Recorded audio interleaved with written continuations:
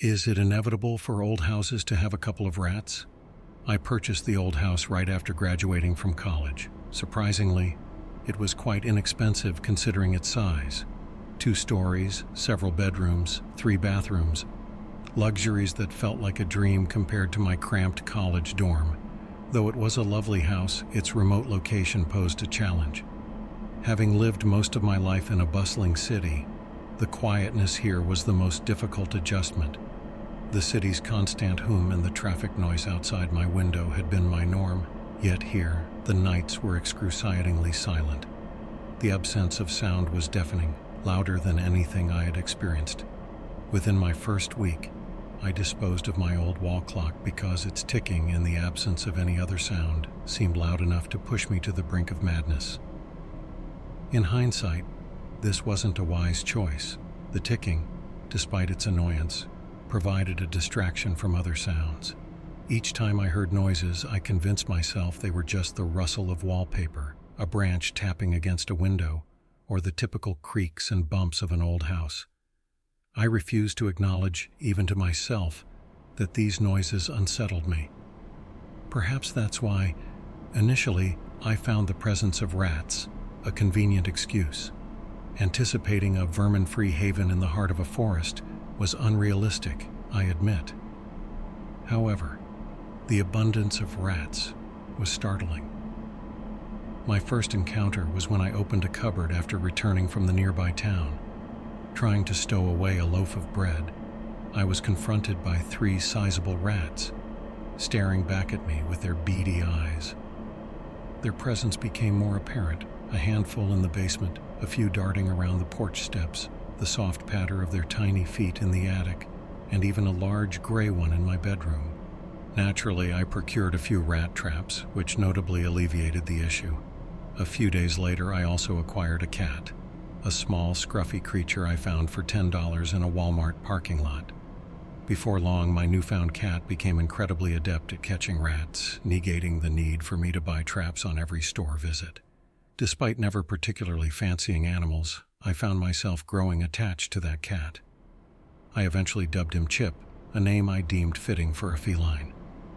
It should have been effortless to feel content by then. I was comfortably adjusting to my new home. Chip proved to be a reliable companion, and the pest issue was being managed. Yet, the persistent issue remained. The noises hadn't ceased. The noises did subside briefly, enough to rationalize them away. Whenever I heard scratching, I'd comfort Chip with a pat between the ears, attributing it to a rat he might have overlooked. If something scraped against the window, I brushed it off as likely a tree limb brushing the glass. Once, I thought I detected movement in the basement. I immediately questioned what Chip might have been up to down there, conveniently ignoring the fact that I had just seen him stroll into the kitchen. There was always an excuse readily available.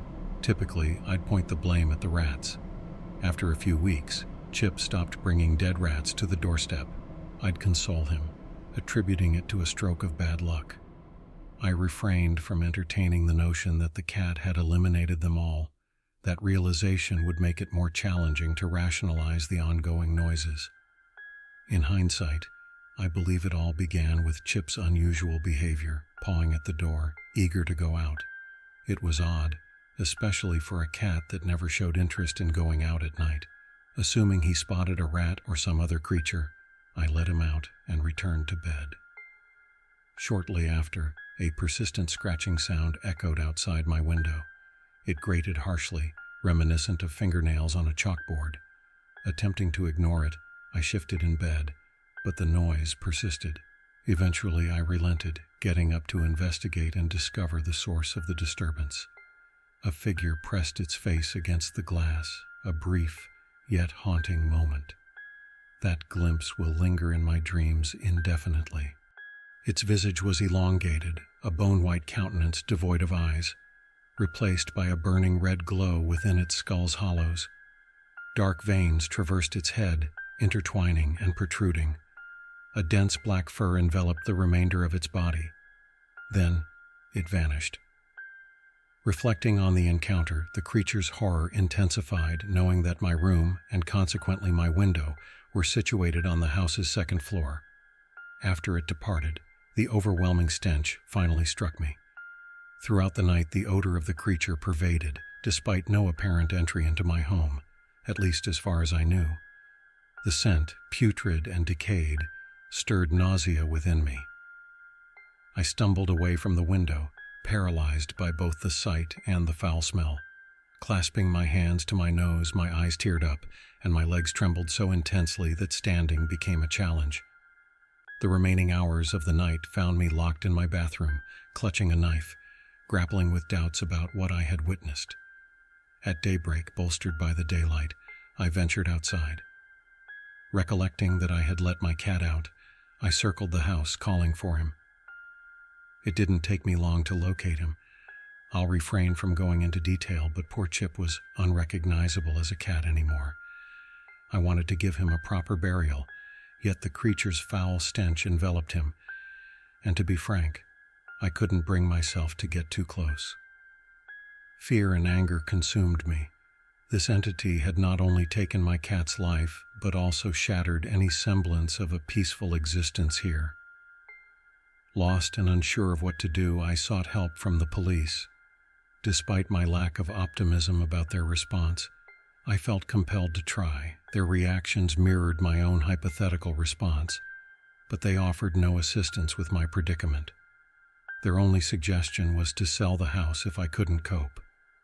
Fuming with frustration, I drove home with the intent of following through on their advice. I planned to list the house for sale that very night. Let someone else grapple with that thing. I never reached my house. The creature stood in my driveway. In the daylight, I could discern its clawed appendages, massive, elongated paws with claws comparable in size to my entire hand. It crouched on all fours, and despite the distance between us, I could discern its facial expression.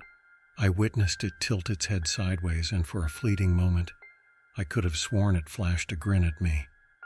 Instinctively, I swiftly reversed my car, resolved to never set foot near that house again. I moved into a new house and made every effort to put it all behind me. Keeping it to myself seemed wise. Who would believe such a tale? Admittedly, there are occasional noises, a scuffle in the basement, a faint rustle by the window, and once or twice even what seemed like scratching outside. But then again, every old house is prone to hosting a few rats.